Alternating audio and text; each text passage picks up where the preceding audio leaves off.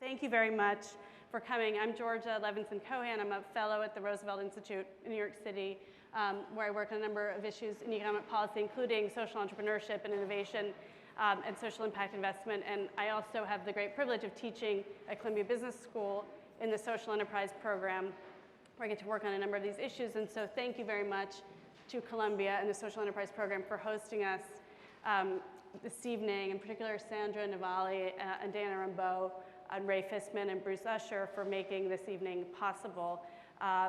Columbia, the social enterprise program, does a terrific job training students to use their business skills to really think about and work on social and environmental problems, really no matter what field they go into, and also host a number of events like this. This is part of a series. And I'm supposed to give a plug for the Columbia the annual Social Enterprise Conference, which will be on October 4th. And there's more information about that at the front, so please register. I'm also just hugely delighted to welcome an incredible panel and collection of really sort of the all-stars of the social impact investment field, however we want to define and discuss what that means. I know this is a very busy week for everyone. Your schedules are hugely busy to begin with, and this week in particular, I know crisscrossing New York City between the UN and CGI and various other events is a little bit crazy. So many thank yous to all of you. I was actually thinking on the way down here as I squeezed into the subway that probably the easiest way this week or today to navigate the city would have been to take a city bike. So there's my product placement plug. I actually hadn't realized until recently.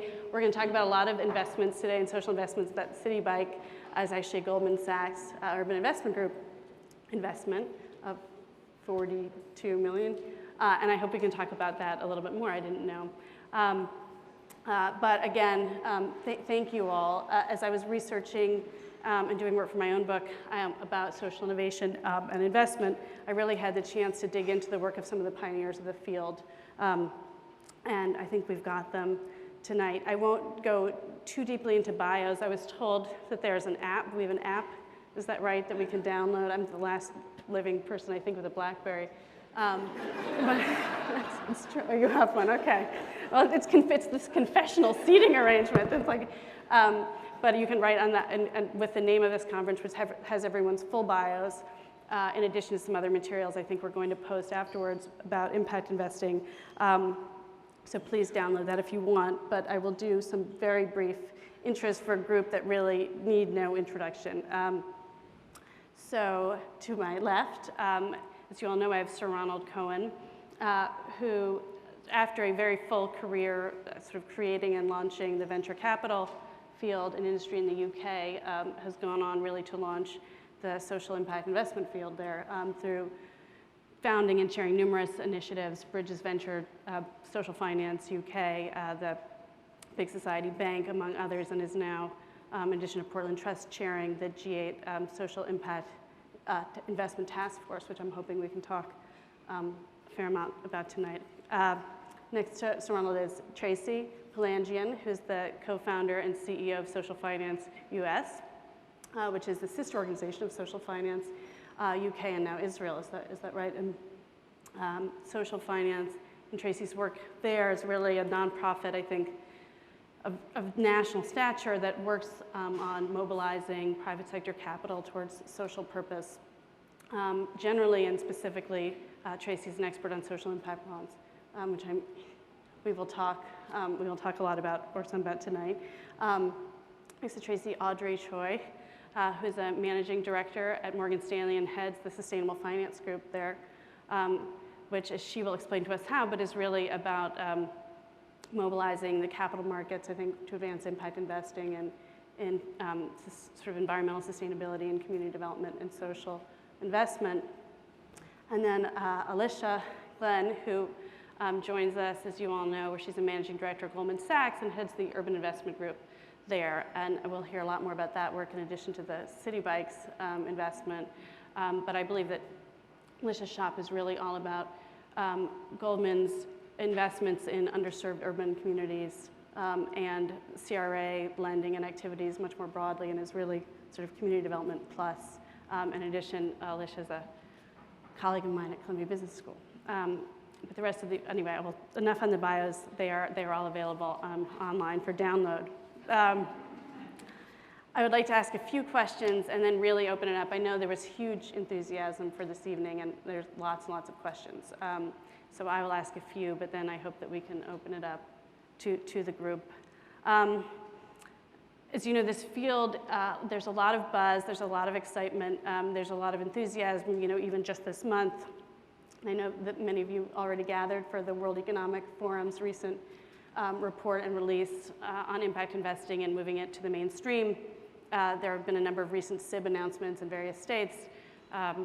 There's the upcoming G8 task force meeting next week in Washington, D.C. So lots of excitement, but I think it would be terrific tonight to hear in all of your voices sort of what that really means and what the field really is. And on the one hand, we have all-stars. On the other hand, all of your work is actually quite different and distinct. And your backgrounds and the work that your organizations do has its own very distinguished flavors. So I guess my first question is really to all of you, and Ronald, we can start with you, but to talk about sort of how you've gotten to thinking about social impact investment and how you define it, how you think about capital, what types of capital, who your investors or who you think your constituents are, how you think about risk, scale, sort of all the big questions. And if you could give a few examples, I might ask each of you to talk about specific deals or projects or programs or organizations that you've launched that you really think best exemplify what you're trying to do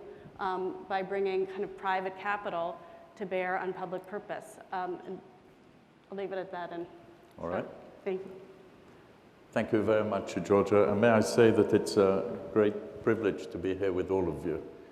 Starting a revolution is not an easy thing, and it's great to have troops like you pushing the revolution forward. A few years ago, before the social impact bond was developed, so it was developed in 2010, if I had spoken to you about the journey that had got me to worry about social issues, it would have focused on the fact that in 2000 I'd been asked by the Treasury to look at a phenomenon that seemed to be affecting all of our societies equally, which is that something was happening within our societies that meant that as the average standard of living was going up, the gap between rich and poor was getting bigger and bigger instead of smaller and smaller. And that those who were left behind seemed to be permanently left behind, even more so than previously.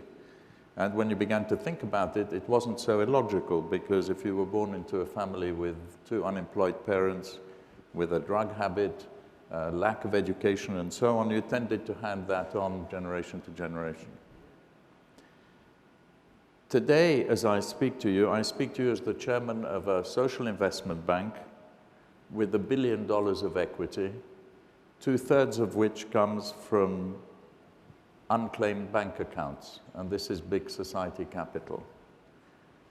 Unclaimed bank accounts are bank accounts that have been separated from their owners for 15 years or more in the UK. And the government allowed us to take this money and persuaded the banks to lend their support, and we persuaded them to give us support in the form of additional equity, so that they put up another £200 million, over $300 million. And we've been charged with developing the impact investment market in the UK and creating a sector which is based on the premise that if you connect investment to social issues, you can achieve a lot more than if you just rely on grants. And the breakthrough in thinking which led to the big society capital organization being set up and all this money coming to us was the realization, when the first social impact bond was developed in 2010, that you could measure social outcomes. And that if you can measure social outcomes, you can measure social performance. And if you can measure social performance, you can link it to a financial return. And if you can connect social performance to a financial return, you can connect social entrepreneurs, I hope many of you will be social entrepreneurs, to the capital markets. And the distinction between giving and investing is what I'd like to spend just a couple of moments on, Georgia. Because if you think about it, charity has been based on the act of giving, right? We've given money to an organization that's a non-profit, and we've said to it, do the best you can to help a particular group of people who've been left behind. We'll give you money for 2 or 3 years. We can't measure what you're doing. So 2 or 3 years from now, as a sanity check, you'll go and raise money from someone else. And by the way, don't spend any money on your overheads. Right? You recognize it. And that's why when you look at the social sector in all our countries, in the UK and in the United States, as well as on the continent of Europe and elsewhere, you see huge numbers of not-for-profits and huge numbers of people working in them. And very few of these organizations have achieved scale. Very few have the ability to look beyond a few months in terms of funding their operations. And philanthropic giving has certainly achieved a lot over a century, but it has not allowed social entrepreneurs to have the access to capital and the ability to grow their organizations so as to make a serious dent in social issues. And what we're trying to do, all of us in this room today, is we're trying to shift the emphasis from the act of giving to achieving a social outcome. Mm-hmm. We don't want to be judged on how generous we are in making a donation. We want to be judged on how effective we are in helping a group of people who have tough lives. And I think this emphasis on investment, this emphasis on measuring social outcomes, which leads to a differentiation between those who can innovate in dealing with social issues, those who can scale up in dealing with social issues, will begin to introduce the same dynamics into social entrepreneurship and into social organizations that we injected into high-tech entrepreneurship. We're trying to harness entrepreneurship and innovation and capital to tackle social issues. And if I'm right, your generation wants to do more meaningful things than just do well financially. And if we give your generations the tools to fund your organizations, to grow your organizations, to innovate in dealing with social issues, a lot of people will have much better lives. So this is the note that I'd like to end my introduction on. Okay, thank you. No, this is terrific. And in terms of measuring social outcomes, Tracy, if you could, again, just answer, however you would like to define both the field and your work specifically. First of all, it's always an impossible act to follow to go after Ronnie. And before I answer your question, Georgia, I just wanted to commend on your excellent book, Social Entrepreneurship in the 21st Century. I think it's one of the best, most comprehensive, insightful survey of what's been happening over the last few decades, and I recommend everyone to read it. It's a seminal piece of work. So it's wonderful to be here, and especially to be with a wonderful young audience, because as Ronnie mentioned, I think this ethos of the next generation is really looking for a different sense of purpose when you graduate from school. In the 1990s, when I went to graduate school, I think a financial return was probably, most prominent in everyone's recruiting efforts. And I think currently, the ability to make a difference, the opportunity to create more than quote-unquote financial returns for oneself and to have purpose to one's life is increasingly palpable as we travel across various campuses. in terms of our work at Social Finance, which I have the privilege of co-founding with Ronnie as well as David Blood, both of whom have had illustrious careers in the private sector and particularly in finance, has been an extraordinary journey. Georgia asked the question about social finance and exactly what we do.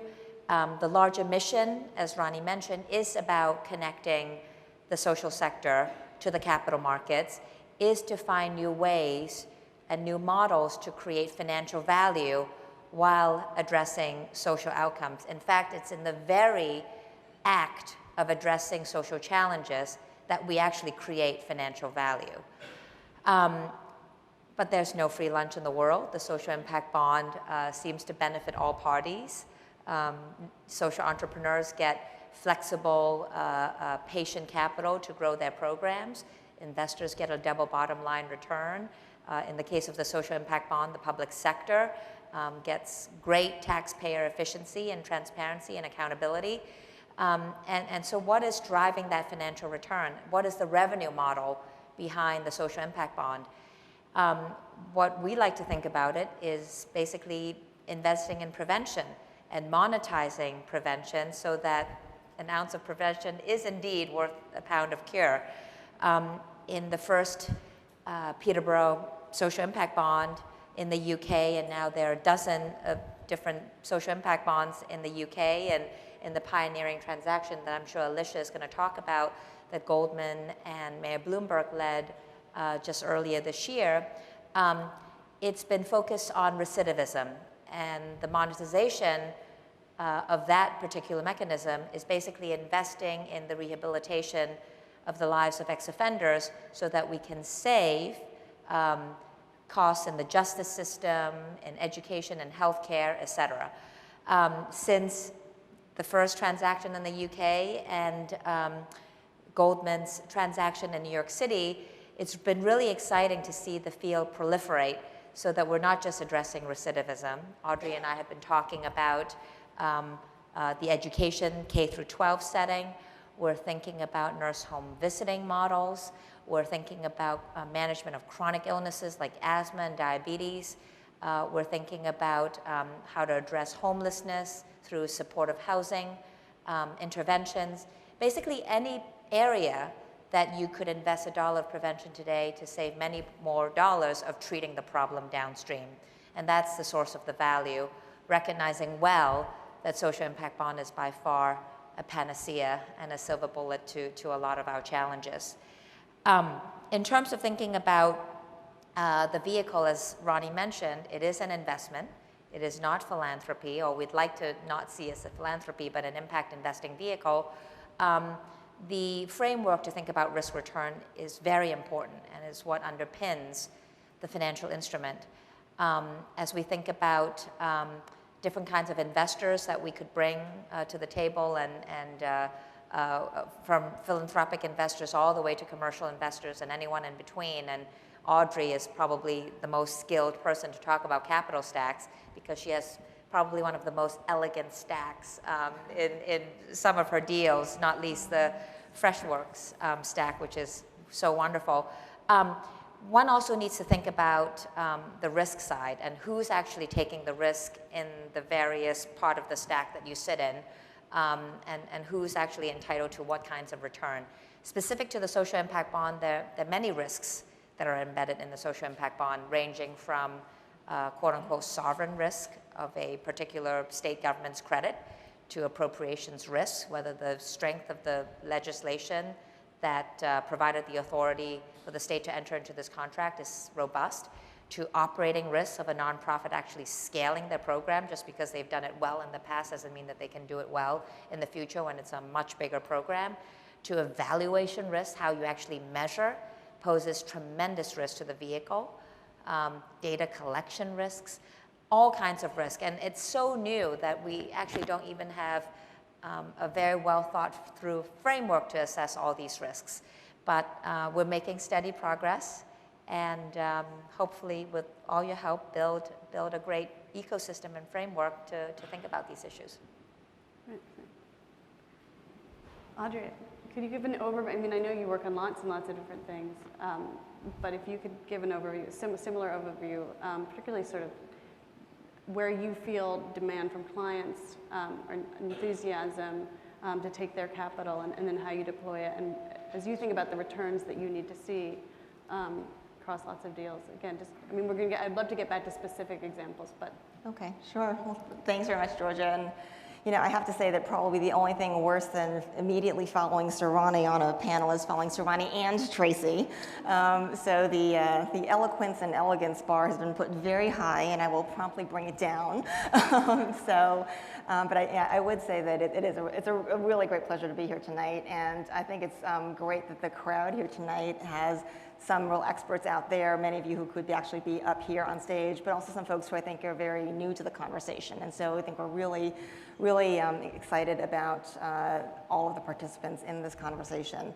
I think, you know, really no one can start a revolution more elegantly than Sir Ronnie. And I think that our role at Morgan Stanley has really been to try to think about how do we enlist sort of the armies of infantries to sort of march behind.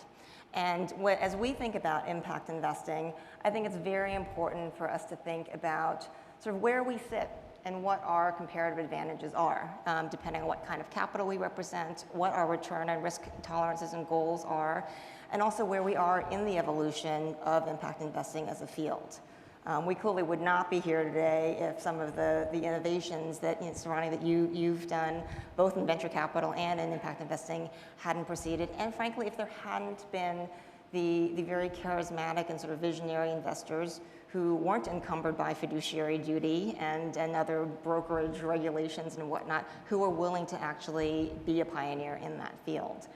I think at Morgan Stanley, the group that I run called Global Sustainable Finance has a really unique mandate where we are at Morgan Stanley.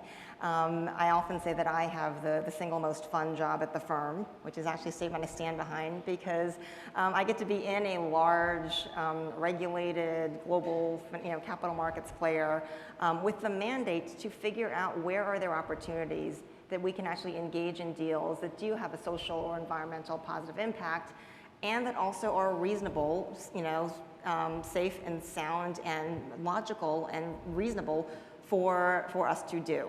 And that frankly, I think that when I talk about sustainability, we very much think of it in the broadest sense of the word, which is not paper cups, but really about you can't be sustainable and save the planet and save trees and ecosystems if you're not also actually economically sustainable, because otherwise, as Sarani said, you'll get that first check, you might get the second check, and then then you get told to sort of go on your merry way because you haven't proved that you can actually fund yourself.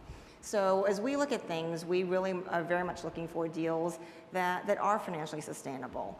I will differentiate that we sort of are trying to do a bit of a two-pronged approach, where we do some things more sort of ground up with our own capital, where we are trying to do some of these innovations around capital stacks, as Tracy was mentioning, and then we do other things for our clients' money. And so just to give you a brief sense of things, some of the things that we are doing with our own capital is really trying to make strategic investments in promoting more sustainable and resilient communities.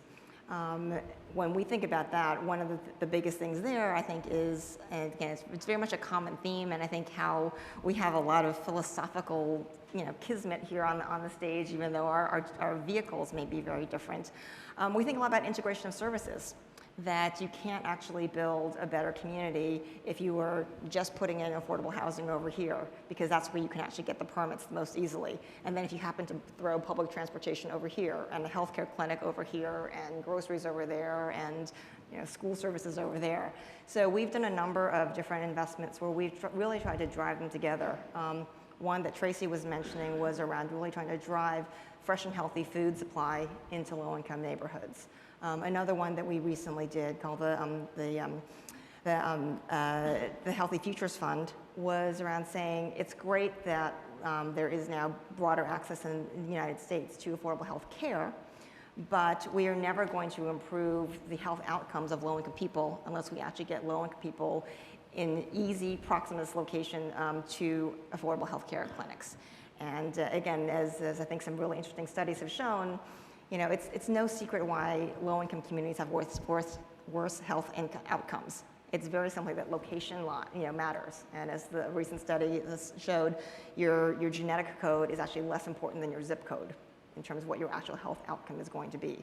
So we did a fund together with the Kresge Foundation as well as the Low-Income Local Industry Support Corporation to say, yes, we will come in as a funder with equity and debt into an affordable housing development if it is actually integrated with an affordable healthcare clinic.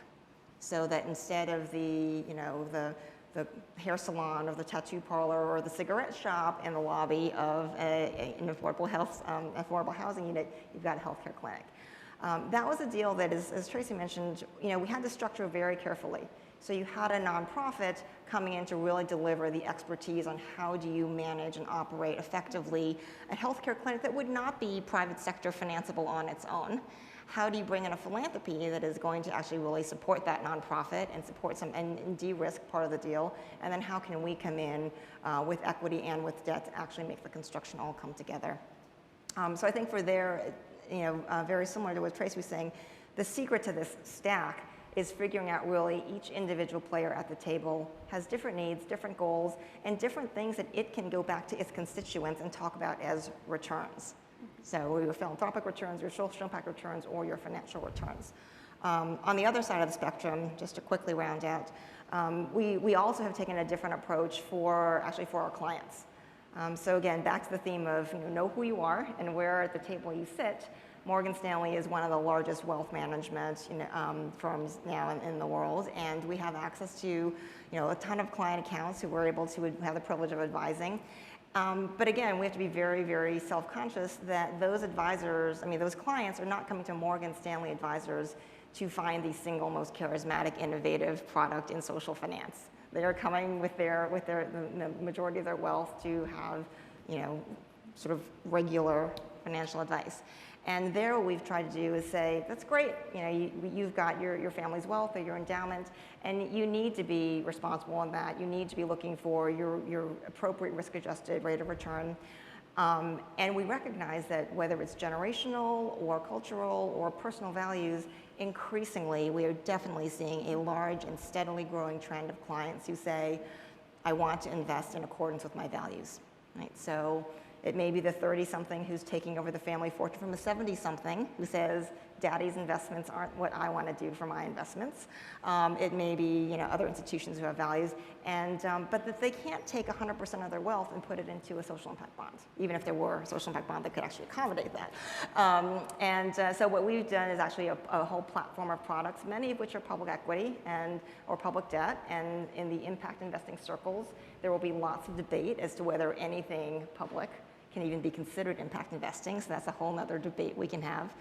But we've said, look, we want to give these broadest set of on-ramps to the broadest set of investors to think about risk-adjusted return across multiple asset classes and start integrating values into your portfolio. It may be just things that you don't want to be in, so screening out guns, tobacco, et cetera, or it may be very proactively driving investments towards specific dollars. So across that, I think we're really just trying to find ways for, regardless of what your temperature and your degree of interest in impact investing is, that there should be an appropriate strategy and product and asset class for you. Thank you. Alicia, I'm going to ask you to do the same thing. However, anyway, in preparing for this, I read a number of interviews, and I think there was one that I really liked with you for Cranes, New York, last summer. But among them, you said that a progressive bank shouldn't be an oxymoron, and you felt that really actually pertained to certainly the work that you did at Goldman Sachs. And so I would just love, we'll talk a little bit more about social impact bonds as we go along, but I'd love you to talk about this sort of broad spectrum of activities that you're involved in, and how new you think some of that work is, and how much of it actually builds on a strong tradition of the community development field. Sure. Well, thank you for having me. And of course, I think I have some of my crew here from Columbia, so thank you for students to come. And obviously, it's great to be with these guys up here as well. I think that I think I would say a couple of things about what the role of a Goldman Sachs can be, and not thinking it's an oxymoron that you can be a progressive person or a progressive capitalist, and also house yourself within an institution like Goldman. And I think that's an important part of the puzzle in terms of who the capital players are. But I think that, it's funny, people call this impact investing now, and one of the things that I always say is that it's really in some ways the evolution of the nomenclature that is also reflected in the evolution of the types of activity that now fall under this broader impact investing umbrella. And I would say what I think is really important is that impact investing has to be defined as having the intent when you make the investment to be thinking about both sides of the equation, both the risk-adjusted financial return and then also what are the social impacts that you are seeking to achieve. And as you go into that investment, being very conscious as to underwriting and structuring a deal to reflect both sides of that equation, and be very honest about whether or not there are upfront trade-offs when you're making those investments. So I think that the intentionality is really the sort of umbrella of what we would call impact investing. And these guys know a lot more about social impact bonds, but I think that it's important to see that the social impact, not a bond, bonds, are really sort of the latest generation of a long history of very important impact investing that has gone on globally, but our particular area of expertise is domestically. And so I think, we've really always thought of this as a holistic approach to understanding what neighborhoods and the folks who live in those neighborhoods need to lead productive lives and begin to deal with some of these broader challenges around economic opportunity, real economic inequality, and the growing gap. And I think that we at Goldman have taken an approach really over the past dozen years of thinking about the pieces of that puzzle and the neighborhood being the client. Goldman Sachs is a very client-focused business. We're very focused on our direct investing approach and have taken those principles to our urban, now impact investing business. So I'm just going to give you, I think we think about it as sort of three interconnected pillars that I think also help think a little bit about the evolution of the field. And I think there's a strong, really unbelievable history in this country of neighborhood revitalization and community development work, which I think we all owe a huge debt to as we think about the future of this business. And from our point of view, really understanding how you create the place-based sticks and bricks of what people need. People need affordable housing. They need quality schools. They need to be able to buy milk in their own neighborhood. That shouldn't be something that's a challenge for people.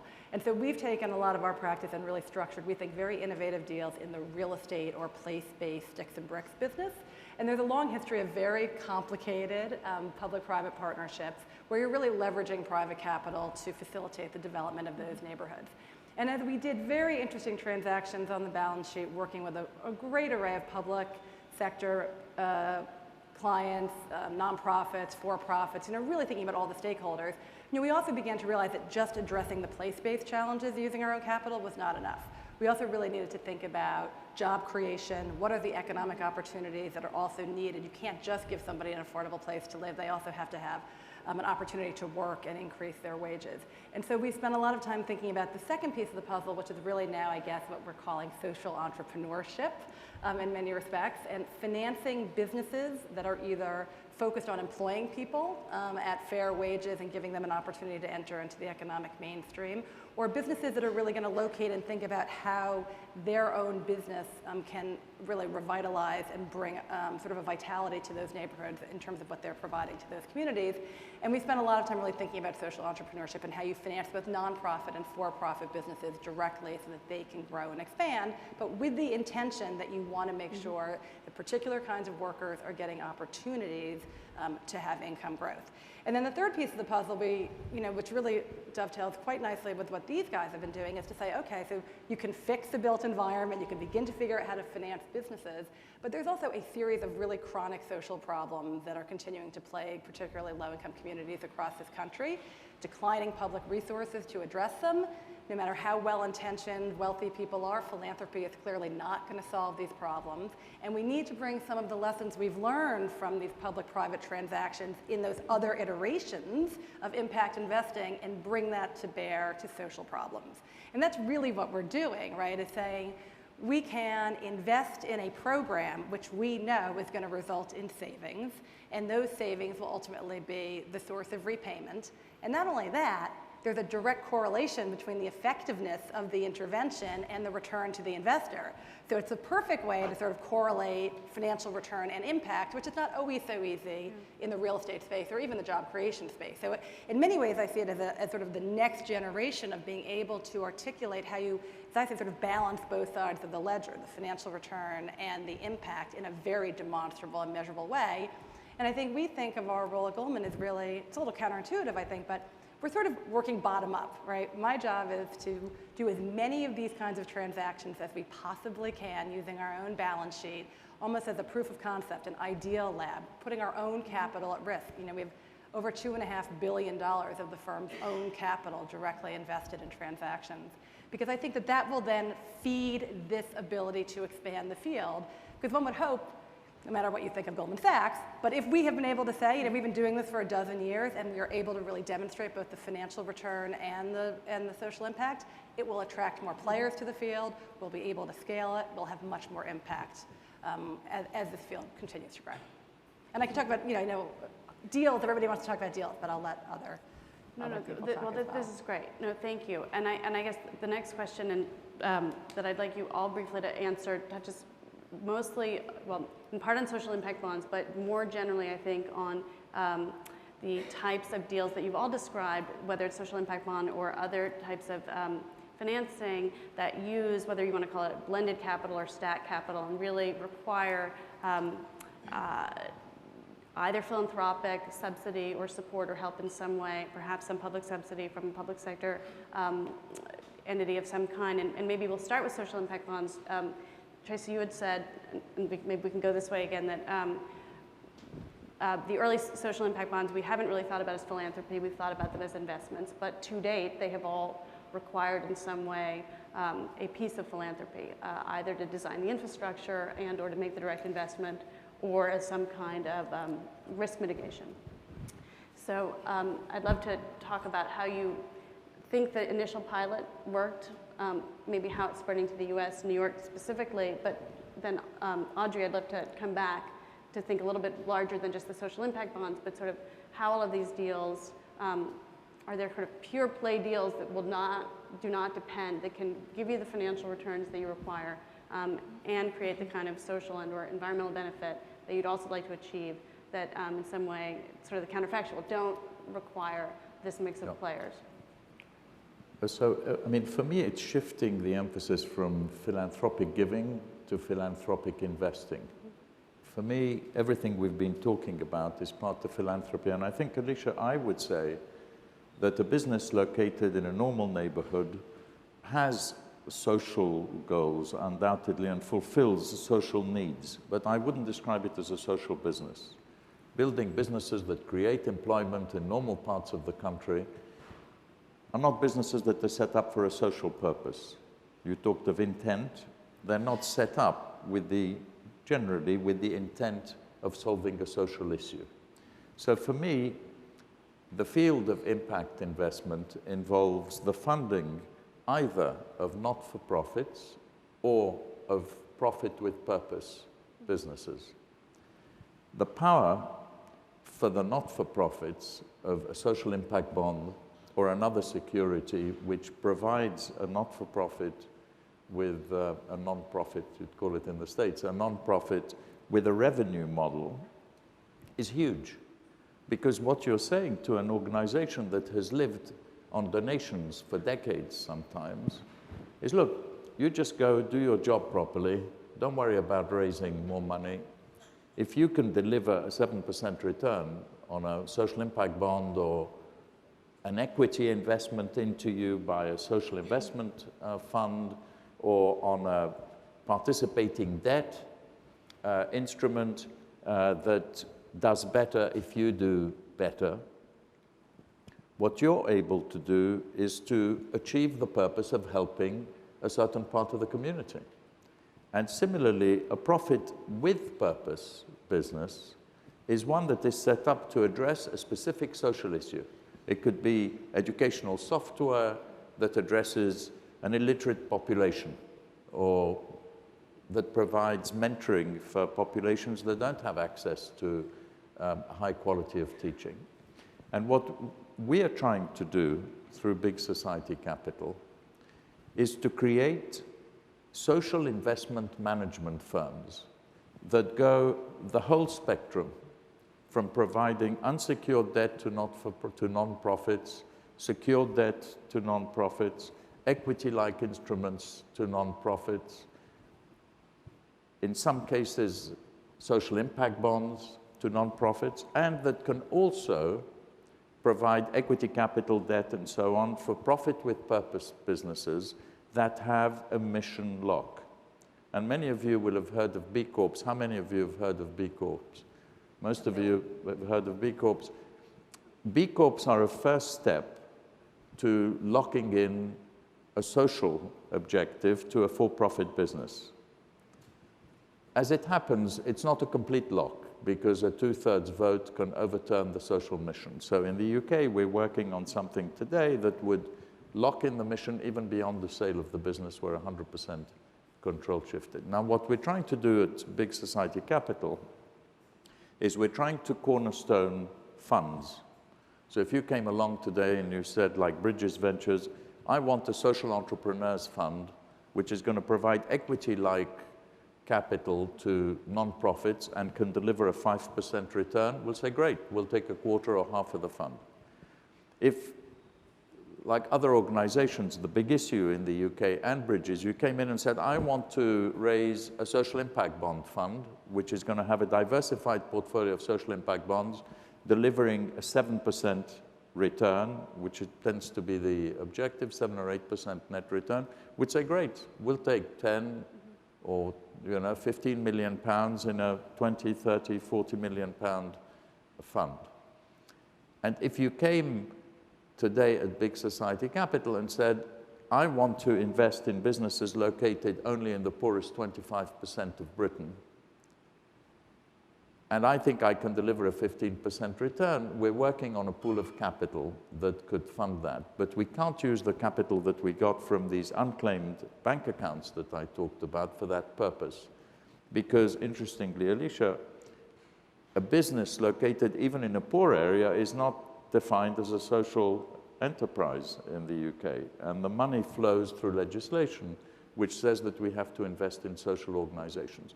So what is happening now, Georgia, is we're beginning to see people with financial and social expertise come in at different bits of this investment spectrum according to their needs. And the level of innovation is stunning.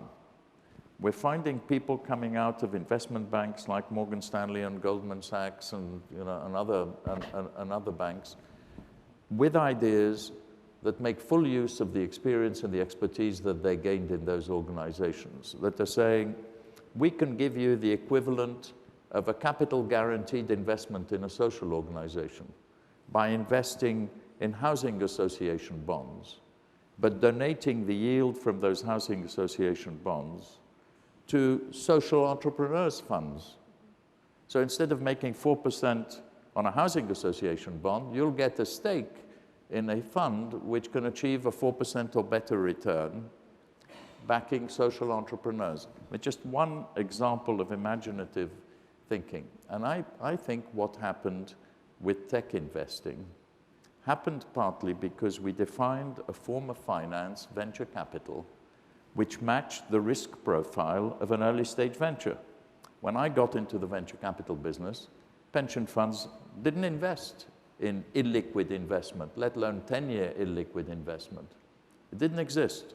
It took a change of mindset for them to begin to say, we're not going to invest in quoted stocks and government bonds. We're going to invest in 10-year funds, because that's the way to access high-tech returns through startups.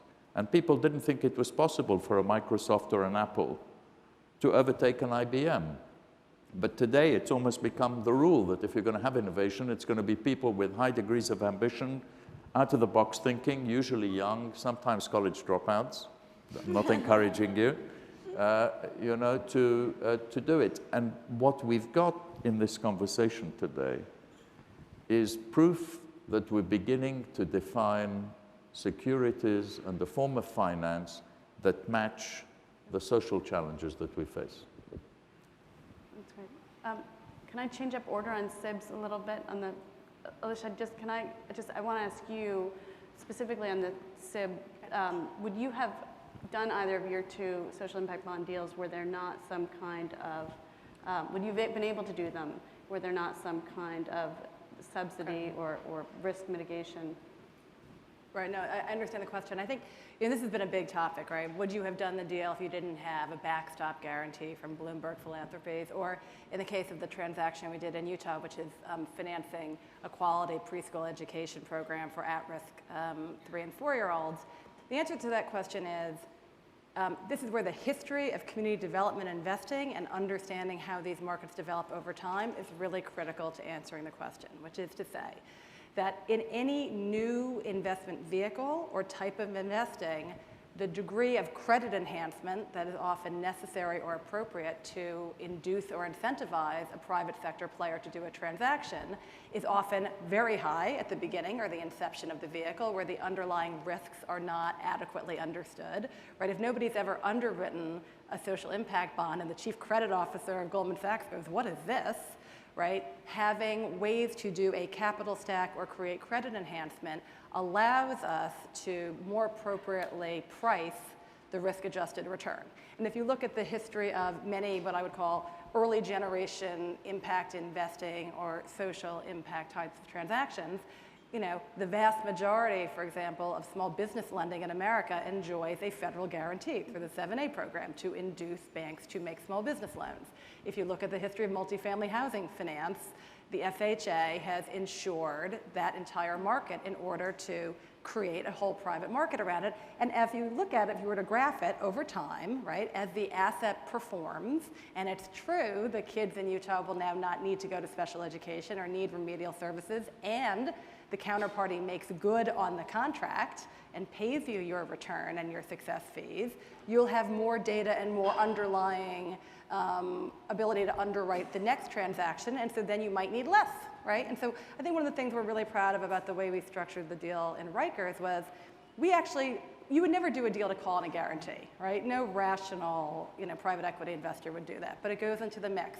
And what we thought about a lot in terms of that transaction was it was proof of concept, first time it had ever been done in the United States, in a very difficult population with, a lot of scaling issues. We needed to have some backstop protection. We could still lose some capital. But we also really don't think we're going to lose our capital. And that guarantee, then, the way we structured it, has become an evergreen guarantee for Bloomberg Philanthropies to redeploy to incentivize more of this.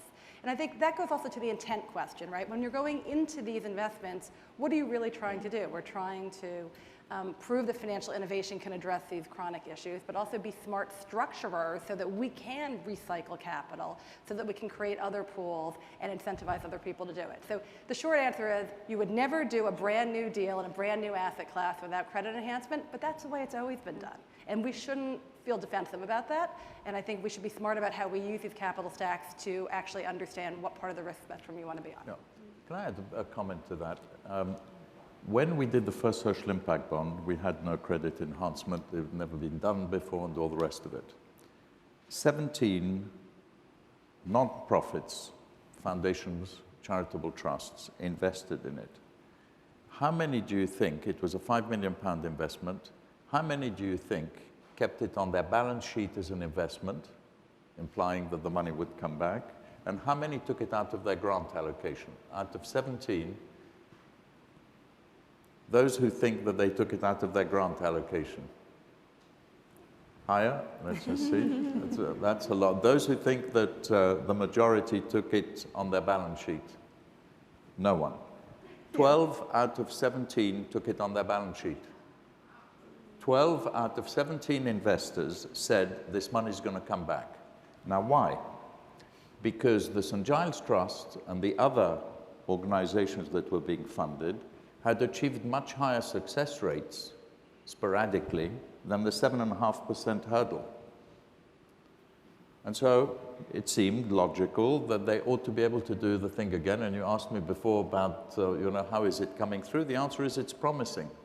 It's promising and it's revolutionary at the same time. I'll come to, if you're interested, to the revolutionary a bit later. But it's promising.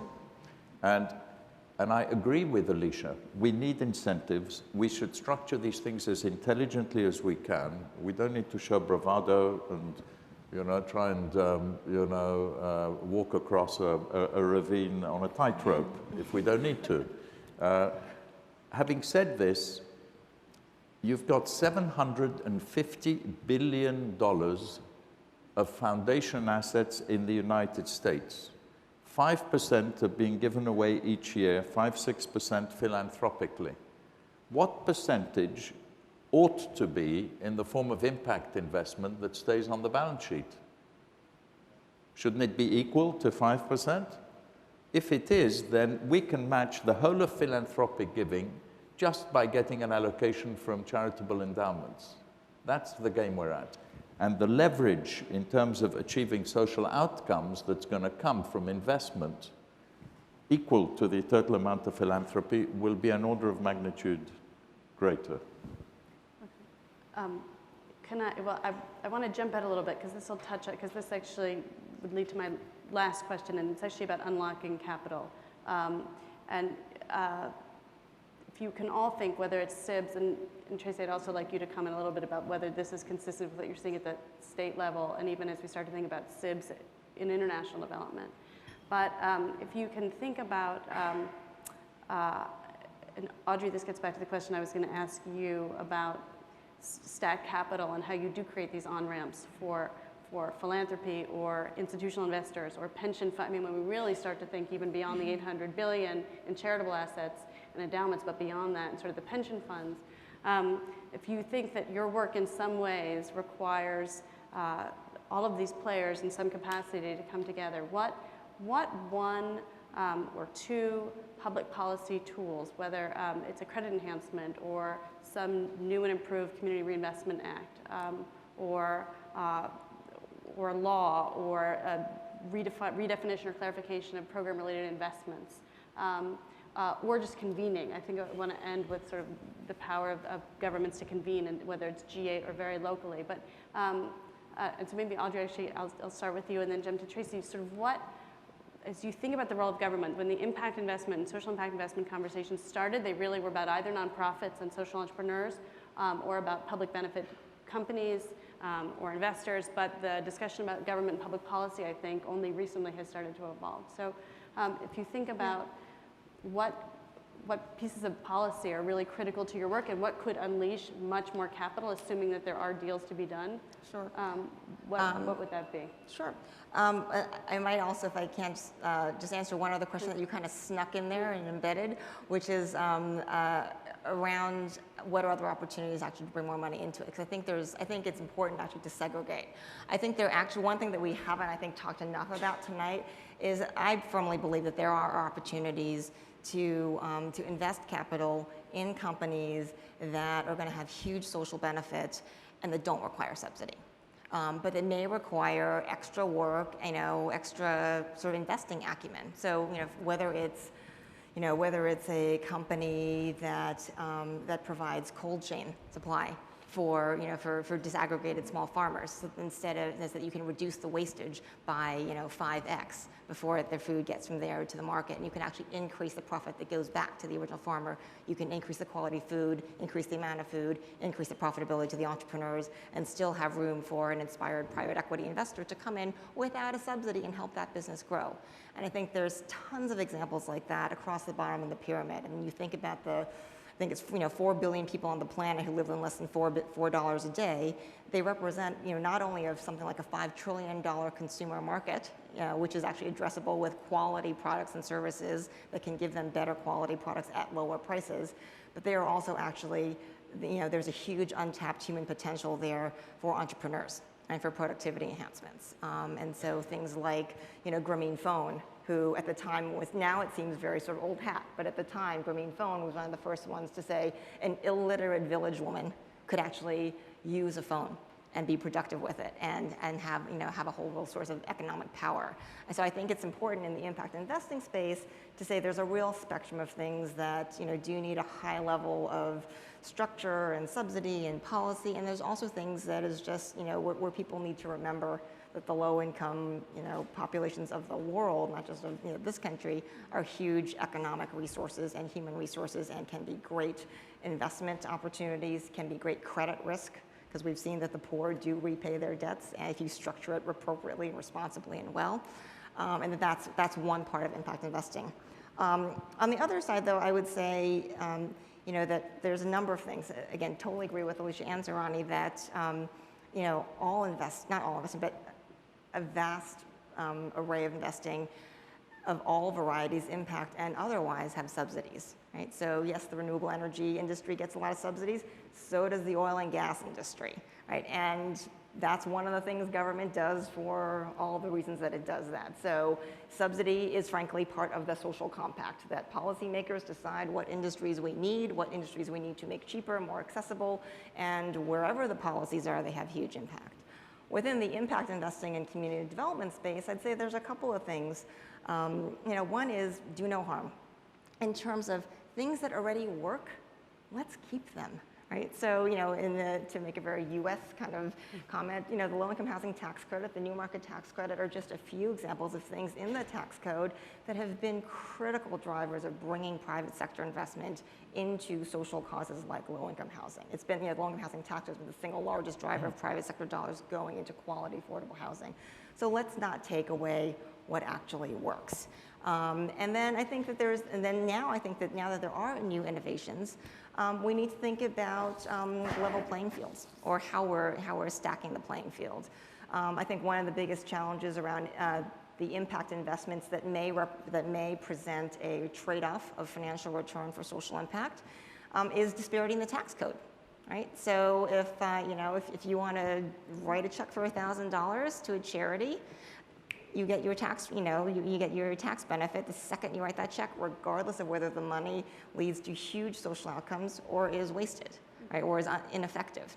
If, however, you take that $1,000 and you want to put it into Tracy's social impact bond, 10 years later, if you get a return, then you got to pay capital gains on that.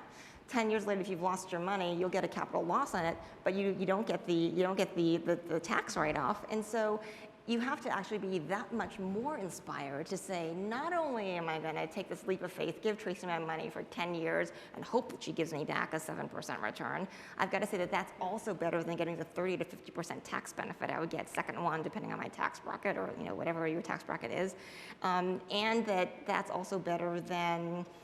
Frankly, Tracy also has the cocktail party story, right? I have to be able to get that additional benefit that, more than making up for my tax write-off that I'm not getting today, I feel so much cooler saying I just gave her $1,000 rather than I gave the junior league $1,000. So I think it's a very complicated mix, and I think policy can have a huge effect in helping us figure out what's cool, what's expedient, what's rational on our tax return, and and where do we want to be. And Tracy, is that consistent with what if you think that, what particular levers do you think, either policy or beyond? It might just be that we need, more consistent sort of ways to measure and convey the measurement and the returns. But what do you think would unleash more of this capital? Yeah, I think standardization is going to be a critical component to really see the social impact bond take off. Right now, we're seeing different ways to measure social impact. We are seeing different ways to construct these pay-for-success contracts with government. We're seeing different ways to structure the instrument, and all of this is wonderful, all this experimentation.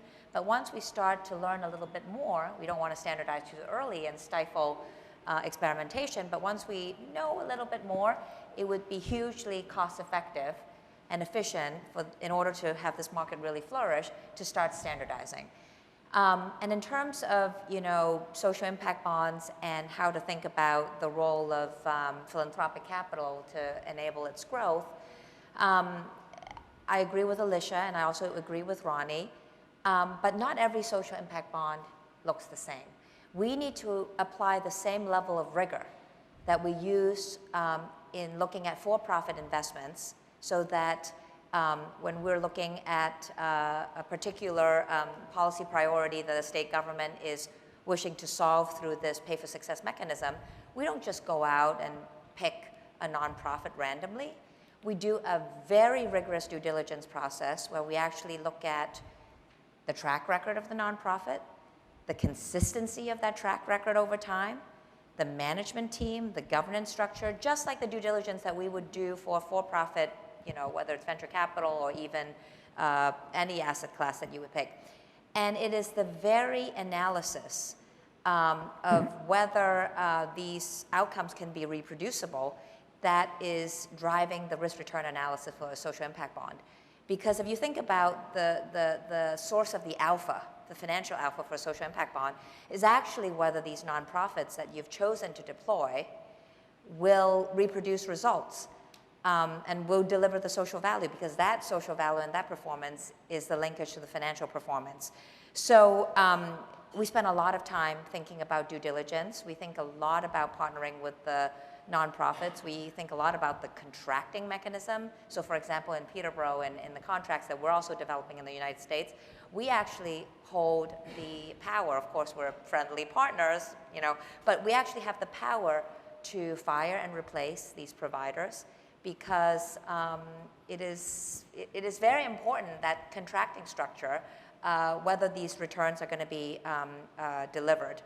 Finally, I want to make a comment about the role of foundations in social impact bonds. It's actually not just the money that is important that foundations bring to the table. It's their credibility, it's their expertise in this particular social issue area, because ultimately there is some information asymmetry. A pension fund manager would never quite understand rehabilitation programs for ex-offenders, while a foundation who's been investing in this space for decades really understand the risks that this project could entail. And having a foundation invest, whether through providing credit enhancement or as a direct investor on the balance sheet, provides a very important signaling effect for more quote-unquote commercially oriented investors. And it is ultimately, and hopefully it won't be a very long journey. It took microfinance 30 years to get to commercial investors. But we do need the participation of institutional investors, commercial investors, to really have social impact bonds, again, and other impact investments really meet the demands of society. It is not going to be a $100 million social impact bond market to address recidivism. It's a multi-billion-dollar market just in recidivism. This country spends $70 billion as a nation on incarceration. It is going to be a multi-billion-dollar market in nurse home visiting. It's a multi-billion-dollar market in management of chronic illnesses like asthma and diabetes. And in order to fulfill the demands of society, we need to tap beyond philanthropic capital and get institutional investors interested in the space. So the handoff from foundations innovating through research and development through their grant money to the pathway to accessing institutional capital to really fix social challenges, we really see the social impact bond as a nice bridge to connect the two. Great, thanks. Very, very briefly, I want to, Ron, before I ask you what's on the agenda, this policymakers at the G8 Impact Investing Summit Task Force next week, Alicia, I just would want you, on your wish list for sort of how to expand your work in New York and New Jersey and the sort of in other cities that you're doing. I mean, are there other policy, if there was sort of one policy lever that you could pull, or beyond policy, to either bring in more capital, bring in other partners to enhance your work? I think there are a couple of things. I think Audrey mentioned some tax issues. I think that talking about leveling the playing field so that this becomes as attractive an asset class. One of the ironies is we made a loan to finance a social service on Rikers Island. That is a taxable loan. That is not a tax-exempt loan. And so, for example, if you were an investor managing your balance sheet in terms of your taxable debt and your tax-exempt debt, it's always hard for me to explain to people in my investment committee why is it that if we issue tax-exempt, if we're buying tax-exempt bonds for multifamily housing to for-profit developers, how can it be that we're making a loan to a nonprofit to help kids stay out of jail, and that's not a tax-exempt execution? So I think there are some real issues on that. I think also the tax code can be used very much as a way to incentivize patient capital. And I mean, a lot of these longer-term impactful investments do require patient capital. I think there's an opportunity as we're looking at tax issues more broadly to think about a patient capital, social impact, capital gains type structure, which could be very interesting. I also think the other thing that is which I think we're all going to have to get to, and Tracy mentioned it, was thinking about as much as we could unleash a lot of capital from the foundation's 5%, think what we could do with 1% of the public pension funds. And how do we begin to crack that nut and deal with all of the sort of complex fiduciary obligations, but then also what would seem to be sort of intuitively correct, particularly public pension funds, whose very people are many of the people in the neighborhoods and the series of challenges that we're trying to address. And so that's going to require some legislative changes, but it's also going to take some changes with sort of the mentality of pension fund managers getting comfortable with these risks and these new asset classes. And so I think we feel at Goldman, again, the best way to prove this is to do it. Let's just keep doing it, and then when we go see NICERs and CalPERS and STIRs, we say, we've been doing this for 10 years and we've been getting 9% returns and changing the world. And so I think that, it's going to be a multiple, very complicated moving of levers, but I think unleashing pension funds, I think some serious talk about tax reform to level the playing field for the other asset classes. And again, I keep coming back to, it'll be great when we can raise all this money, but we also have to have really good vehicles to deploy it. And that's building the industry of entrepreneurs who can do it. Because I'm a little worried we're going to be really successful convincing everybody, and then there aren't going to be enough great deals. And that's the other piece of it, is really building bottom-up capacity to do transactions and have deals. And I know that this sort of institutional investment piece is on the agenda for next week. Yes, indeed. And the pension fund thing I lived through in the venture capital industry. When I started out in '72, which must seem like a long, long time ago to all of you, I was 26 at the time. The average size of a venture capital fund was $2.5 million. When in 1978, the ERISA legislation, and there are some prominent lawyers in the audience, the ERISA legislation was changed that said corporate pension funds under the prudent man rule would be acting consistently with their fiduciary duty by investing in venture capital. The size of fund in 1979 was 30 million. It went from 2.5 million to 30 million. In the United States, in the UK, getting legislation, changes in regulation to make it possible for corporate pension fund trustees to vote to invest in impact investment is probably the single most important lever, because although we need entrepreneurs, the supply of money creates its own demand. And it takes a little while to happen, but when people like each and every one of you begin to think that they want to address a social issue, and it's actually quite easy to raise significant amounts of money to deal with the issue effectively, more of you come forward. Now, these things are on the agenda of the G8. The G8 task force brings together the G8 countries. You probably all know which they are: the United States, the UK, Germany, Italy, France, Russia, Japan, Canada. It's the G8 plus 2 because the European Union and Australia are also included in the task force. And the task force is going to be advised in each country by a very powerful advisory board. All three of the speakers here are on the US advisory board. We'll have to get you involved, Georgia, as well. It's going to be a very powerful group of about 200 people across the world who will address the issue of the measurement of social return. How do you get standardization around it? It's the breakthrough thinking. Do you audit social outcomes in the same way that we audit financial accounts? Do you do that regularly, et cetera, et cetera, et cetera? And what are the principles that we can agree on internationally for that? Asset allocation, changes in ERISA legislation, and so on and so forth. Incentives as well. What's the role in international development of these types of securities? Already the United Kingdom has come out saying continuing just with traditional aid programs is not enough. We have to begin to absorb the lessons of impact investing. And if we want to improve literacy, reduce malaria rates, reduce sleeping sickness rates, whatever it is, we might be better off doing it through impact investing. Corporate form, how do you have mission log for profit with purpose businesses? And finally, what is the policy framework, as everybody's been saying today, that would support the growth of a proper impact investment sector? Perfect. Thank you all. And I promise that we've been slow to open up for Q&A, but I know there are many, and I'm also going to let everyone up here off the hook at 8:30, so maybe we can do 10 or 15 minutes of Q&A, and then whoever wants to stay can stay, and we can do it more informally, because we have the space and drinks and food till 9, I think. So, Diana, you have a mic, or we don't need a mic, but hold on, she had her hand up, but right in the third row. I don't know if you need a mic, you can just stand.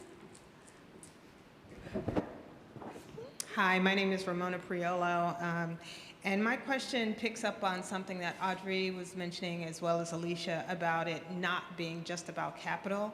Many startups have a need for advice and counsel. Do you know of any initiatives in big society capital where people, similar to what law firms do, where they give their really high-priced associates to social entrepreneurs for free?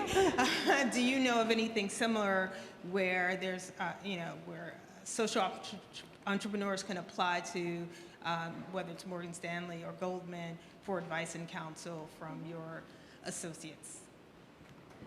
We actually started, we started an initiative about 5 years ago to address exactly that, called the Morgan Stanley Strategy Challenge.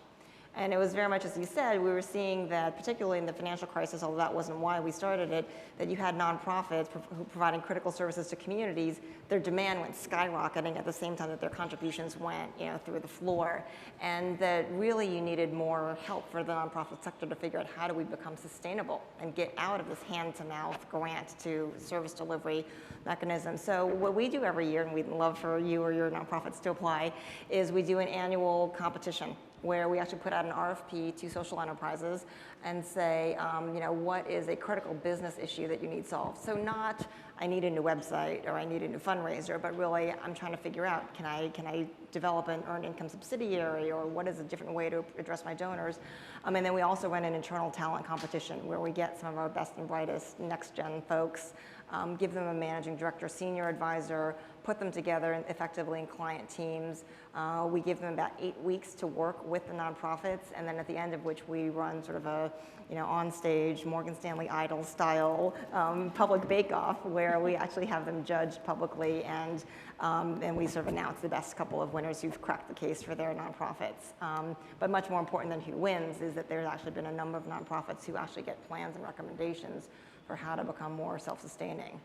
And frankly, one of the things we need to do is figure out how to make that more self-sustaining so we could do it, many, many more times over. Or I'll take another question. Yeah. Thank you. Hi, my name is Matthias, and first of all, thank you everyone for sharing these challenges and opportunities and some of the evolution of the field. It's very interesting to hear. I want to ask a question that sort of picks up on what was just asked, but also what Alicia and some others were saying. How do you actually create that pool of social entrepreneurs that will absorb that capital that we're trying to leverage here? Now, I happen to be a founder of a small volunteer nonprofit organization. Call it an annual operating budget of less than $50,000, right? So yeah, people know what I'm talking about. This organization has come up with 2 innovative ideas for a social enterprise, but at a scale that is regional at best, probably ideally locally. How do we educate ourselves? Where do we go? My question is aimed at accessibility of this, small scale capital, not with established players, but small startup social enterprises. Thank you.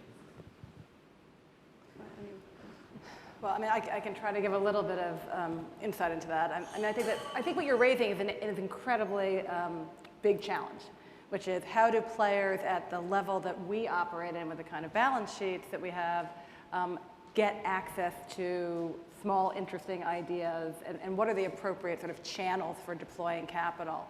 And I think that really it's a combination of 2 things. I think for big financial institutions, working with intermediaries who have many more sort of boots on the ground in either local communities or in subject area expertise is a better way for smaller scale enterprises to try to access capital. So we can provide the capital to the intermediary. I mean, we've done a deal with a local group to finance food manufacturing companies, which are a very small but important growing industry in New York City.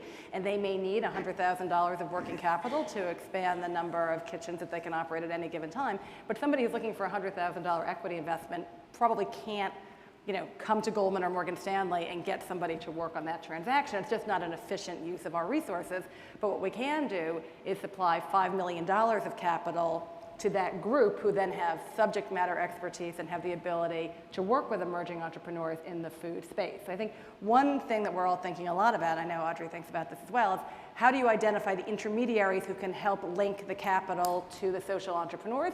Same in the nonprofit space, and we have an amazingly rich history in the United States of using CDFIs, community development financial institutions, as ways, particularly in the nonprofit sector, to get capital to nonprofits, basically using Wall Street capital.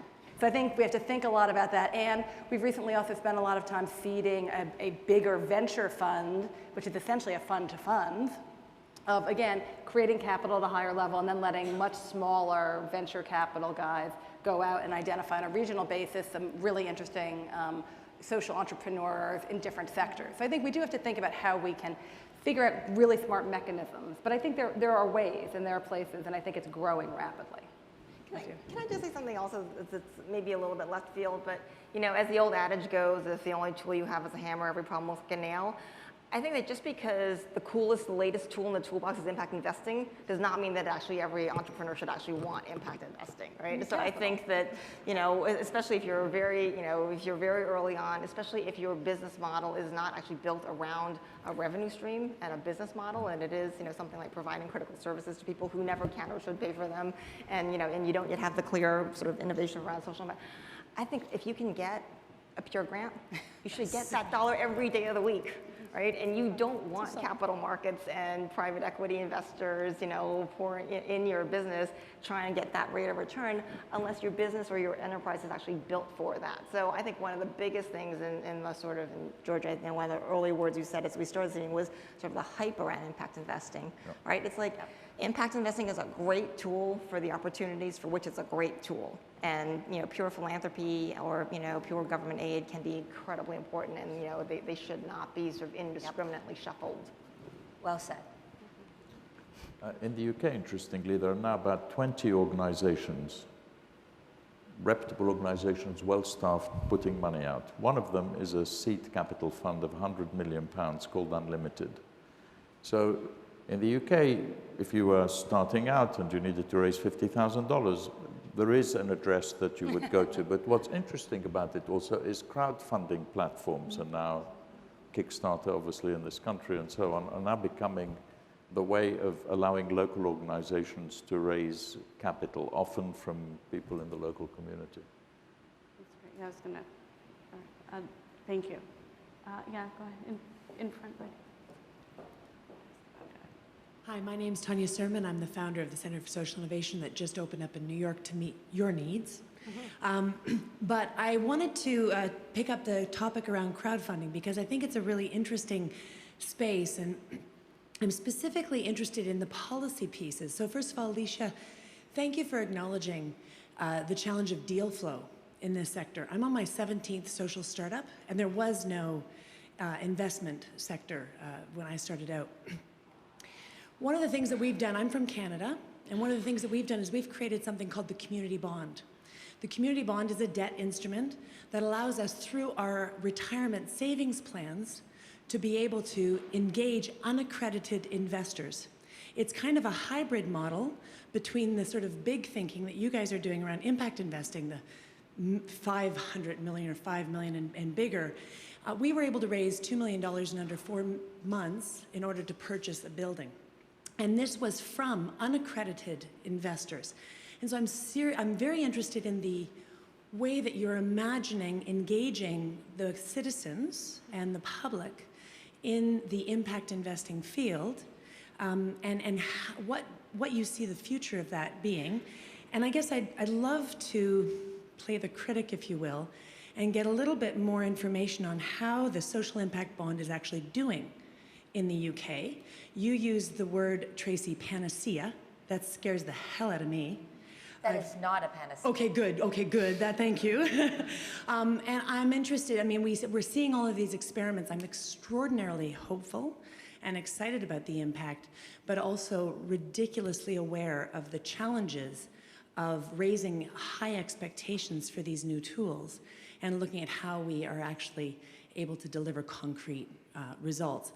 The rumors I heard, we had the guy who was supposed to be doing the evaluation, was that they couldn't even get the data from that. So anyway, I'll just let you respond, and I'd love to hear more about how it's actually going as we're making all of these investments, and then secondarily looking at the power of crowds and how we're changing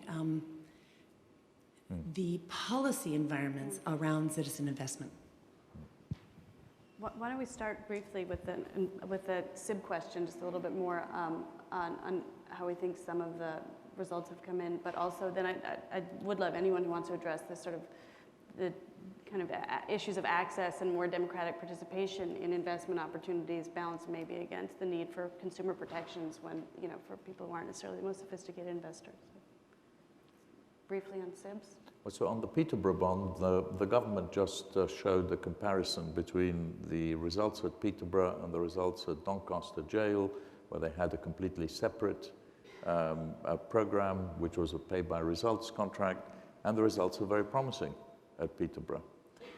What is revolutionary, nobody asked me what the revolutionary bit about Peterborough is that you discover that non-profits chose a particular aspect of an issue for reasons of preference.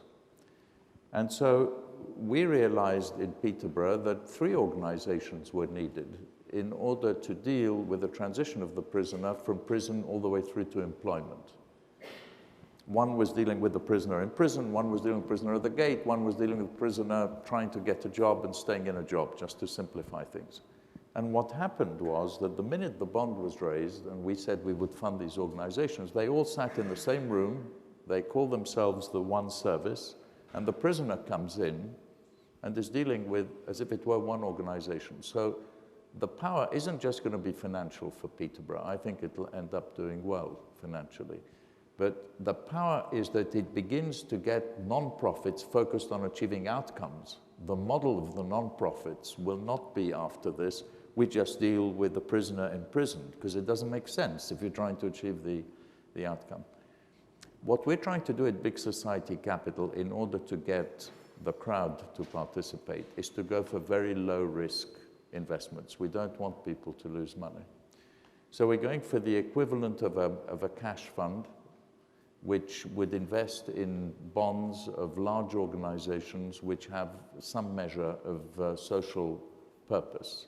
And we've already made a commitment. It'll be announced hopefully in the next 2 or 3 months. And this would enable anybody out of their ISAs, which are subsidized saving schemes in the UK, to be able to put money into something that's unlikely to lose them any money.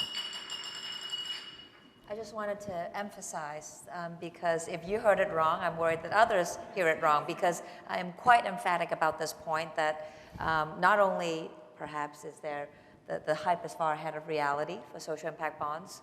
Goldman Sachs is probably 9-10 months into Rikers. Peterborough is just about 3 years old. We're just seeing the evidence coming out that most social challenges are actually not what we called SIBable. The criteria that needs to be present to make something quote unquote SIBable needs to surround economics. You know, what is the ultimate value delivered to government? What is the ultimate cost savings? And is that far greater than the cost of the intervention? You know, the economic ROI needs to be there. All the issues around measurability. Can you track this population? Can you actually have data collection practices that are consistent? Can you create a set of counterfactuals to attribute results to this program? Those things are much easier said than done, and the devil is in the details. And then finally, you know, is there evidence that these interventions work? And it's only until you filter all these screens and not many things fall out, and therefore it is not a panacea. We'll maybe take 2 more questions, and then we can do it a little bit more informally. Yeah. Oh, does anyone else, sorry, does anyone else want to weigh in on crowdfunding? You're not doing kickstartergs.com. No. You have 5 BlackBerry users on this panel, so do you think we know about crowdfunding? We can barely even figure out how to log on. Yeah. We've heard about this crowd from our kids. Oops. Hassan Wilson, work for the Edna McConnell Clark Foundation here in the city. A lot of the work that you guys do requires state investment, and states are always really overburdened and really don't have the systems in place to really assess how successful this could be and really get on board with it. And I was just wondering what you guys are doing just to support also the states in developing like pay for performance contracts as social impact bonds. Want to talk about Jeff's work? It is such an important question and central to the development of the social impact bond market, because unless government has the capacity to measure and do cost-benefit analysis and think about how to prioritize their policy areas, if there's no commissioner of social impact bonds, there is no social impact bonds. So the Rockefeller Foundation has been fabulous in creating an ecosystem, not only funding intermediaries like ourselves and other players, but also funding Professor Jeff Liebman at the Harvard Kennedy School to set up, what he calls a social impact bond technical assistance lab, where he ran a competition among state and local governments to bid for his pro bono services. 26 jurisdictions applied. He ultimately selected 8. They range from New York State to South Carolina to Colorado to Illinois to Michigan, and I'm sure Connecticut, Massachusetts, I might be missing 1 or 2, to have his services on a pro bono basis so that they can begin the procurement process, begin to think about how to think about the fiscal implications, et cetera. So I see Jeff's role to be central to the uptake of this market. There's a very important aspect to the question that you've just asked, which is that if you think about it, we need to know the cost of an intervention to deal with a social issue. We need to know the price that government is prepared to pay for it, and we need to know the value to society of it.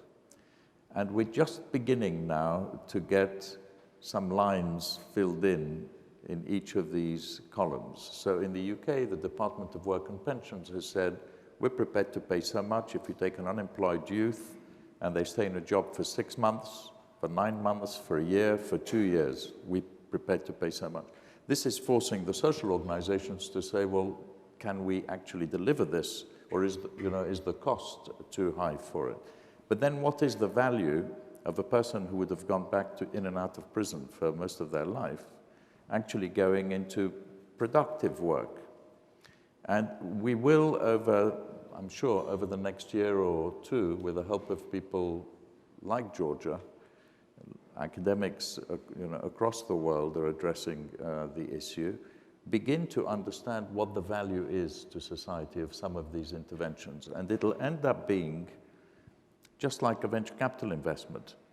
There are some areas where the cost of intervention leads to 7 times the savings or 8 times the savings for society, and the value is 10 times or 20 times that to society. And there are others which are much more expensive, much more time-consuming, where the ratio will be less attractive in terms of cost of price, but the value to society may be even higher.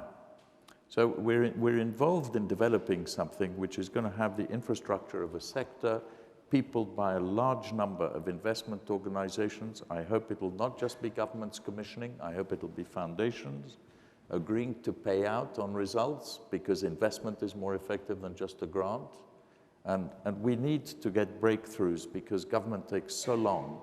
It's taken us 3 years to the first social impact bond in the UK and 3 years to the first social impact bond in the United States, since the respective social finance organizations were created. We just got to accelerate that if this area is going to really grow.